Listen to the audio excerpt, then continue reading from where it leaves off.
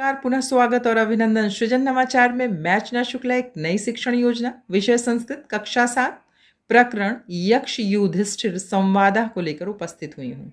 जो भी बच्चे बीएड के होंगे, जहाँ तक मेरी जानकारी है, अब उनको शिक्षण योजना ही बनाना है, यानी टीचिंग प्लान बनानी है, पाठ्य योजना नहीं बनानी है। तो देखिए, इस तरीके से आपका ये 13वां पाठ है और आपका प्रकरण यक्ष युधिष्ठिर संवादा है। सारे कॉलम्स वैसे ही रहेंगे। लर्निंग आउटकम, यक्ष ने युधिष्ठिर से क्यों प्रश्न किया बच्चे जानते हैं। महाभारत की कथा से बच्चे सूक्ष्म रूप से परिचित हैं। पाठ में छिपे संदेश को बच्चे समझ पाते हैं।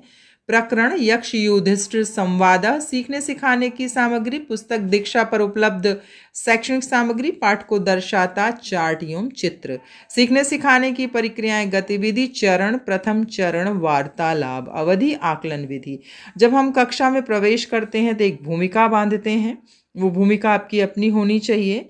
बच्चों, आपने महाभारत की कथा पढ़ा, देखा या सुना जरूर होगा। अगर बच्चों ने देखा होगा तो उसका उत्तर हाँ में देंगे। पांडवों को अज्ञातवास हुआ था, यह प्रसंग वहाँ से लिया गया है। फिर इस तरह से आप कुछ कविता या कोई भी कहानी बच्चों को जब बताएंगे तो वो पूर्व ज्ञान से उनको जोड़ेगा। पांचों, देखिए मैंने कविता लिखी है। पांचों भाई को मिला अज्ञातवास, तभी प्यास से व्याकुल होकर करने लगे पानी की तलाश। तभी भीम को दिखा जलाशय, रहता था उसमें एक यक्ष, बिना प्रश्न का उत्तर दिए सबने पानी पी बुझाई प्यास, चारों हुए मृत्यु को प्राप्त।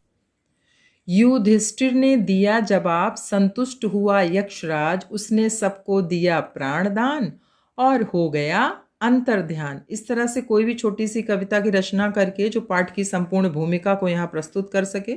शिक्षण प्रारंभ। बच्चों, आज हम लोग प्रकरण युधिष्ठिर संवादा का अध्ययन करेंगे। इस प्रकरण के माध्यम से महाभारत के विषय में भी जानेंगे। तत्पश्चात शिक्षक आरोह अवरोह के साथ प्रकरण का वाचन करेंगे। बच्चे अनुकरण वाचन करेंगे। शब्दार्थों को लिखते हुए अनुवाद बताया जाएगा। ये पूरा आपका शब्दार्थ यहाँ तक है। फिर आदि और अंत, जितने प्रकरण का आपको अनुवाद इस भाग में देना है। अनुवाद। पृथ्वी पर गुरु से बड़ा कौन है? आसमान से ऊंचा कौन है? वायु से ज्यादा तेज कौन है? ईंधन से ज्यादा जलाने वाला कौन है? ये यक्ष का प्रश्न है। और युधिष्ठिर क्या उत्तर देते हैं कि भूमि पर माता गुरु से बड़ी है, आसमान से ऊंचा पिता है, वायु से तीव्र मन है, चिंता ईंधन से भी ज्यादा जलाने वाली है। द्वितीय चरण, शिक्षण के मध्य, अवधि अवलोकन विधि। शिक्षक बच्चों की उच्चारण संबंधित समस्याओं का निराकरण करेंगे। बड़े शब्दों को संधि विच्छेद के द्वारा पढ़ाएंगे। बच्चों से प्रश्न भी पूछते चलेंगे।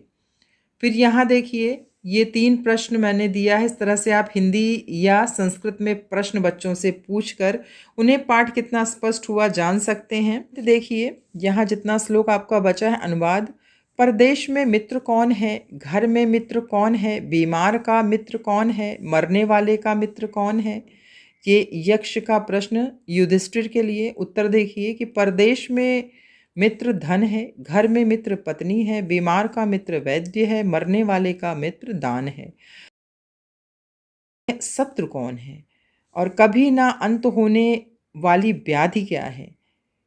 किसको साधु कहा जाता है? दुर्जन कौन है? फिर उत्तर देखिए कि मनुष्य का अजेय शत्रु क्रोध है, कभी ना अंत होने वाला रोग लोभ है, सब प्राणियों का हित करने वाला सज्जन होता है, निर्दयी को असाधु कहा गया है।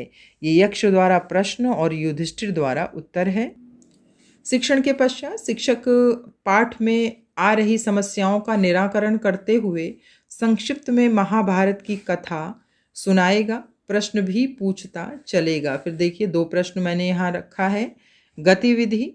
सभी बच्चों को गोले में बैठाकर पांडव की भूमिका में 5 बच्चों को रखा जाएगा। यक्ष की भूमिका में शिक्षक प्रश्नों को संस्कृत में, इसके उपरांत हिंदी में पूछेगा। बच्चे हिंदी में प्रश्नों का उत्तर देंगे। कथा से हमें क्या सीख मिली? शिक्षक बच्चों से पूछेगा और अधिक स्पष्ट करते हुए बताएंगे। गृह कार्य, उपयुक्त कथन में हाँ यानी आम, ना यानी नहीं लिखिए। इस तरह से आप गृह कार्य दे सकते हैं। आगामी कार्य योजना, अन्य भाषाओं की तरह संस्कृत भाषा भी रुचिकर ढंग से पढ़ा जाए, इसी को दृष्टिगत रखते हुए आगामी योजना का निर्माण किया जाएगा।